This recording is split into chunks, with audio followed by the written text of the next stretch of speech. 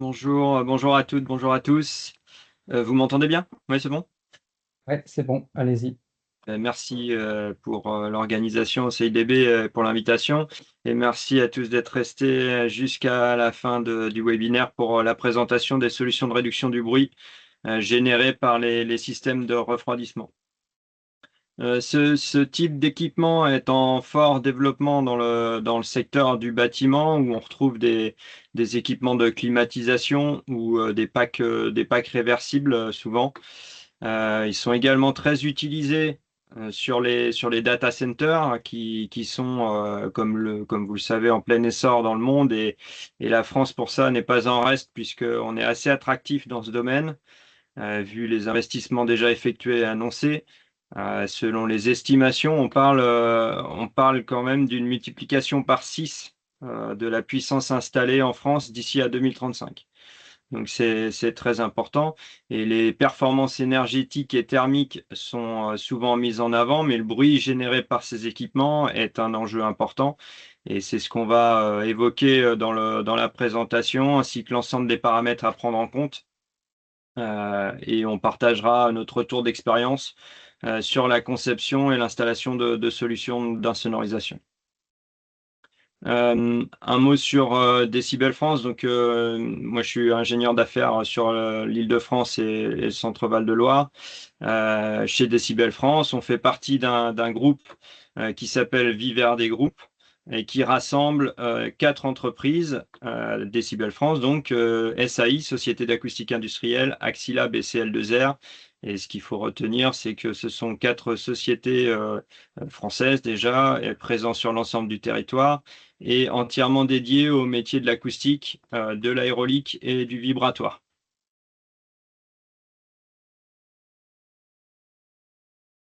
Les enjeux sont simples, c'est la proximité des installations de refroidissement avec des locaux sensibles, type logement, bureau ou autre. Les data centers, en fait, sont souvent installés à proximité des zones urbaines pour être au plus près des clients finaux et pour profiter aussi des infrastructures en place, type réseau notamment. Les systèmes de refroidissement du bâtiment sont, eux, installés sur les bâtiments ou à proximité directe des bâtiments. Donc, dans cette configuration d'installation, un des paramètres les plus contraignants avec l'impact architectural et l'impact visuel, c'est l'impact acoustique et vibratoire du fait de cette proximité. Et il y a 2 choses pour moi qui jouent en défaveur de ces systèmes de refroidissement en termes d'acceptation du voisinage.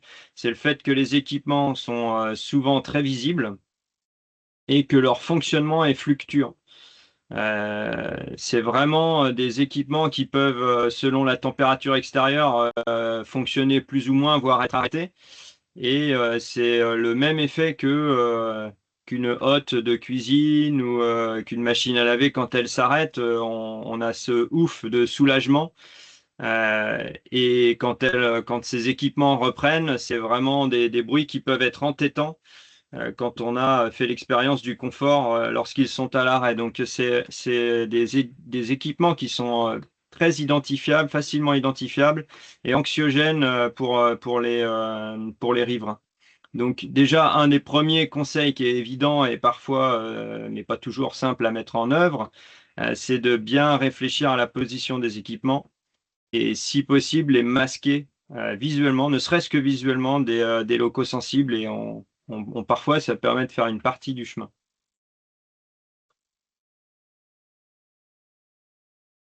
Donc le contexte des data centers, j'en ai déjà parlé, l'essor est important. Alors ce qui est intéressant de voir ici sur ce slide, c'est que sur l'ensemble de l'énergie installée, il y a 40% de l'énergie d'un data center qui est consommée par les systèmes de refroidissement. Donc c'est très important et c'est ce qui fait que ces installations-là sont, quand on voit notamment, il y a une photo dans la suite, je peux aller voir tout de suite, mais quand on voit par exemple le data center par 8 de Digital Realty construit récemment au nord de Paris, on voit d'importantes installations en équipement sur tout le pourtour. Alors on voit pas tout d'ailleurs parce que là ce qu'on voit ce sont les groupes électrogènes équipés pour chaque groupe électrogène d'aéroréfrigérants sur le dessus. Donc c'est les petits, c'est les équipements noirs qu'on voit à côté des cheminées. Et donc ça, il y a 72 groupes électrogènes de 3 MW tout autour du bâtiment. Ce ne sont que les groupes électrogènes de secours. Donc tous les équipements de refroidissement sont au centre et on voit bien sur des vues géoportail, on voit l'importance de l'installation en refroidissement sur la toiture du bâtiment. On le voit pas encore sur Google Maps, mais sur géoportail, on le voit bien. Et c'est un bâtiment qu'on voit bien aussi depuis la 86 à Paris. Ah, pardon, j'ai été un peu vite du coup. Les équipements courants, donc on a les aéroréfrigérants, les chillers. Les chillers, c'est ce qui est le plus utilisé sur les data centers, typiquement. Les tours aéro-réfrigérantes, c'est souvent sur des installations type industrie. Et pour le bâtiment, des pompes à chaleur et des DRV. La réglementation, alors Mathieu de chez Orphea a détaillé les aspects réglementaires en début de webinaire. Je ne vais pas forcément m'attarder sur ce point, si ce n'est que pour les data centers, il y a une petite particularité, c'est qu'ils sont bien souvent classés ICPE, installation classée pour la protection de l'environnement, avec une réglementation spécifique, bon, qui utilise toujours le critère d'émergence, qui est souvent le critère dimensionnant dans ce type d'opération.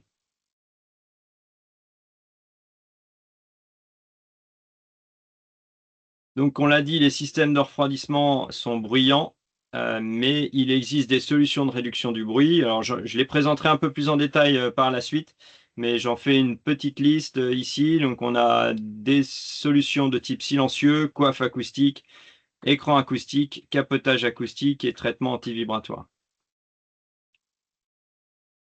Les paramètres à prendre en compte. Ce qui est important de noter, c'est que l'acoustique et l'aérolique sont des paramètres très dépendants l'un de l'autre. C'est donc très important de maîtriser les contraintes aéroliques et d'en tenir compte lors du dimensionnement des solutions acoustiques. Ce qui permet d'assurer le bon fonctionnement des équipements, d'une part, bon fonctionnement aérolique, mais aussi de faire des économies d'énergie. Quand on installe en fait des dispositifs d'insonorisation sur un équipement, on va souvent contraindre son fonctionnement aérolique et donc potentiellement augmenter sa consommation d'énergie. Donc notre objectif et notre travail sur les projets qu'on traite, c'est de faire systématiquement, et d'ailleurs que les projets que vous pouvez traiter, parce qu'en effet il y a pas mal de bureaux d'études aussi dans le webinaire, donc c'est de faire très attention au dimensionnement aéroacoustique qui nous permet d'optimiser le ratio gain acoustique et performance aérolique et donc in fine d'optimiser aussi la consommation énergétique des systèmes.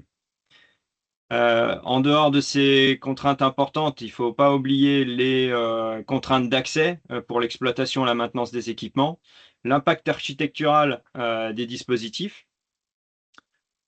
et l'impact financier qui doit être pris en compte aussitôt que possible parce que ça peut être des solutions qui sont coûteuses en fonction des gains à aller chercher et ça peut permettre dès le début du projet de réorienter les solutions, en tout cas les systèmes utiliser l'architecture globale du bâtiment. Voilà, ça peut modifier le projet quand on a cette information de finance assez rapidement dans le projet.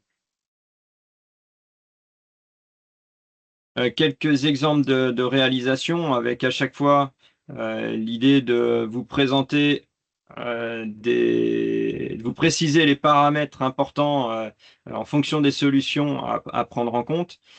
Je commence par les écrans acoustiques qui sont une solution avec potentiellement moins d'impact sur l'aérolique des systèmes puisqu'il suffit dans ce cas-là, quand on est un peu trop proche des équipements, de vérifier que le flux d'air nécessaire au bon fonctionnement aérolique des systèmes est suffisant.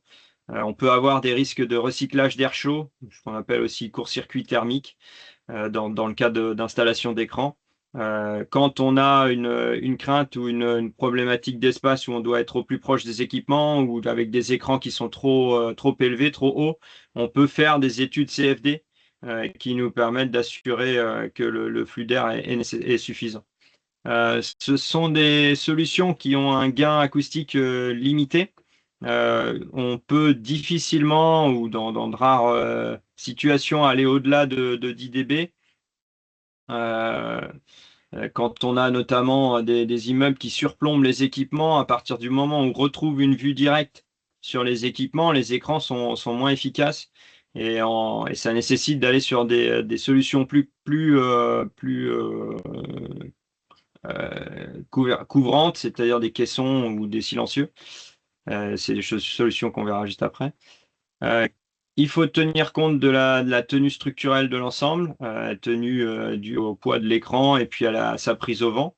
Donc, c'est des solutions qui font systématiquement l'objet d'études de structure avec une note de calcul structure selon Eurocode. Et puis, l'intégration architecturale de l'ensemble. Donc, ça, il y a... on peut faire les couleurs qu'on veut sur les écrans, on peut ajouter des parements spéciaux. Petite anecdote sur la couleur de la photo que vous voyez d'afficher ici. L'écran était peint en noir initialement pour être conforme à l'architecture du site. Et au final, ça a été complètement repeint parce que ça pompait trop de chaleur, on pouvait se brûler au passage à côté de l'écran. Et ça générait aussi un peu de chaleur sur l'intérieur de l'enceinte pour les groupes aéros. Donc c'était pas au final une bonne idée et tout l'écran a été finalement repeint. Donc attention à ce détail-là dans le dimensionnement des dispositifs.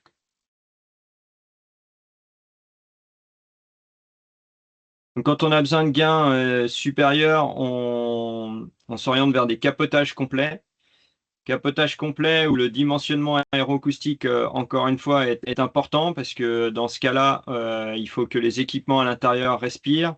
On a besoin de prévoir des entrées d'air, rejets d'air insonorisés, de séparer les flux d'air à l'intérieur du caisson et de limiter, ou du moins de maîtriser les pertes de charge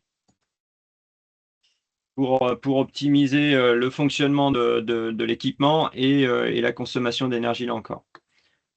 Contraintes d'accessibilité aussi avec les besoins d'accès pour la maintenance, l'exploitation, sortir des équipements du caisson, etc. Évidemment, il y a à chaque fois toutes les autres contraintes qu'on a citées précédemment, à savoir l'impact visuel, architectural, et puis l'impact financier, qui est toujours à prendre en compte dans ce type de solution. Et puis pour finir, les silencieux et coiffes acoustiques. Toujours un dimensionnement aéroacoustique précis à faire pour maîtriser les pertes de charge. On vient toujours contraindre quelque part le flux d'air avec ces solutions-là. Mais ça permet d'avoir des gains acoustiques importants quand c'est nécessaire. Et dans les autres contraintes, faire attention aussi au volume disponible qui peuvent être une contrainte sur le dimensionnement du silencieux et donc derrière sur les pertes de charge ou les gains acoustiques. Vraiment, les sujets aéroliques et acoustiques, c'est vraiment des choses qui sont très liées et toujours à prendre en compte. Et la tenue structurelle des dispositifs sur chaque équipement. Voilà les différentes solutions qui sont possibles sur ces systèmes. Je ne sais pas, normalement j'ai essayé d'être assez rapide. Si vous avez des questions, n'hésitez pas.